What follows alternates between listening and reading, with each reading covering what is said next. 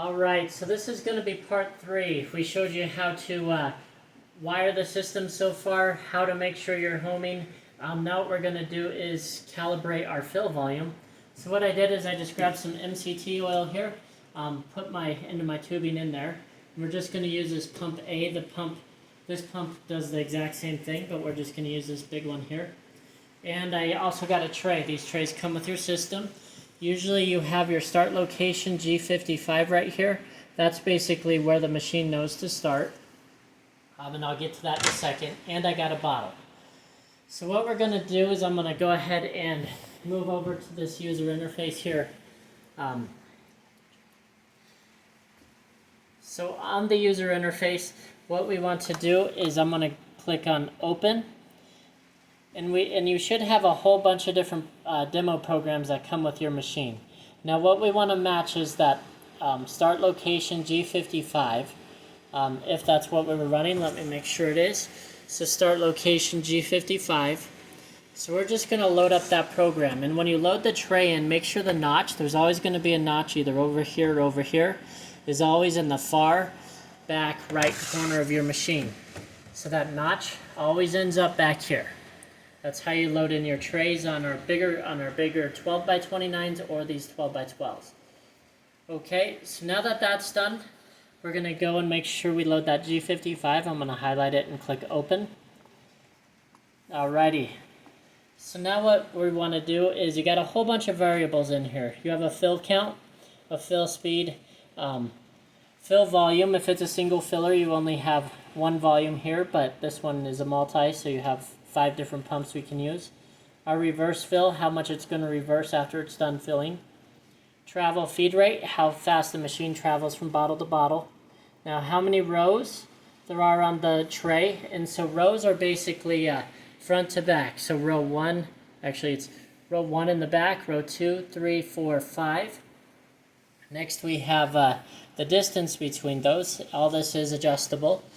And then we have a column quantity. So for columns, they always go left to right. So 1, 2, 3, 4, 5, 6. We have 6 of those there. And its distance. And then if you have a Z-axis, you usually will have a nozzle down distance and a nozzle up clearance, depending on how we set up your diving nozzle.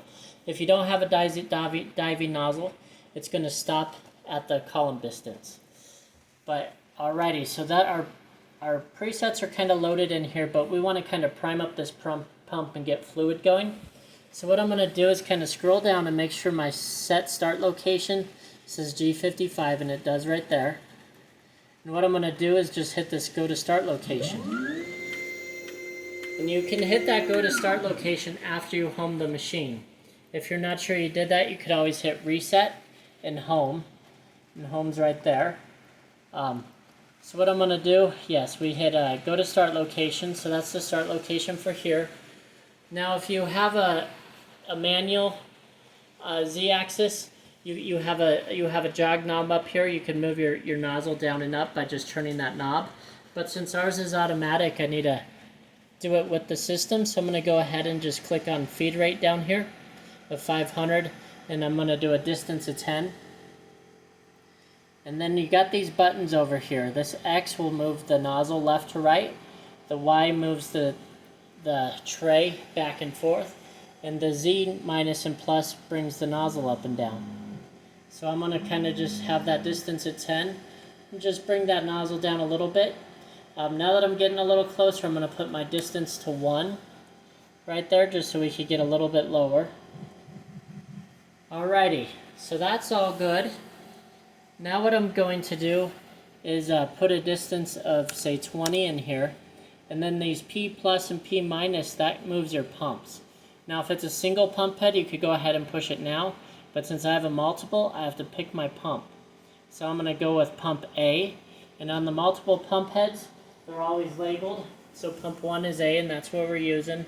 Pump 2 is B, and you could select that one too. But we're just going to go with pump 1. And I'm going to hit this P plus button. And that's going to kind of start moving some liquid through the line.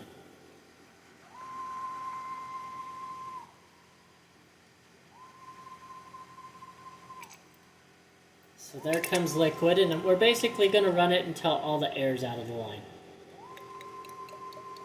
So that looks pretty good. Now I'm just going to kind of dump this bottle. Just going to dump it back in this reservoir here. And now that we're good there, we're going to go ahead and see what a good fill volume is that we want to run on our tray. So to do this, we could keep manually doing the distance here, but I kind of like to use the program so we can do the reverse fill. So what I'm going to do is you got a fill count here. This is how many bottles you want to fill. I want to fill 1 bottle, so I'm going to put that to 1.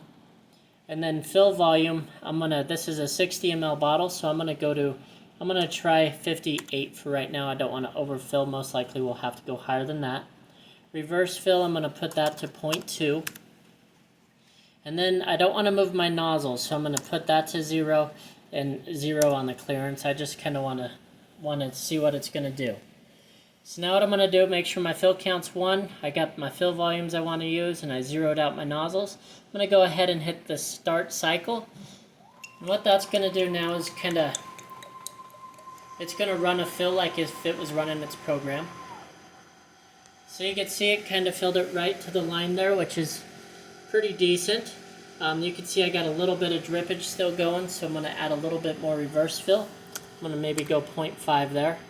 And what else we will do, we're gonna put this guy to maybe 61 and see if we can just fill it to the top there. So let me go ahead, I'm going to dump this once more.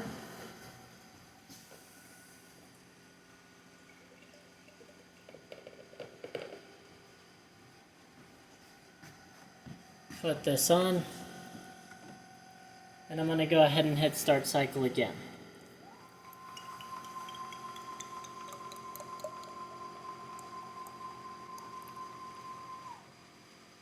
So it went a little bit higher, but that's kind of where I want it, right at the crease there. That way when I put in my dropper, it's going to fill up. What we could do now is just drain it once more and make sure it repeats. Or if you have multiple bottles, you can put multiple bottles in there and select like 3 bottles to fill, and it'll fill those in your program. But I just have the 1 now, so let's see if it repeats that.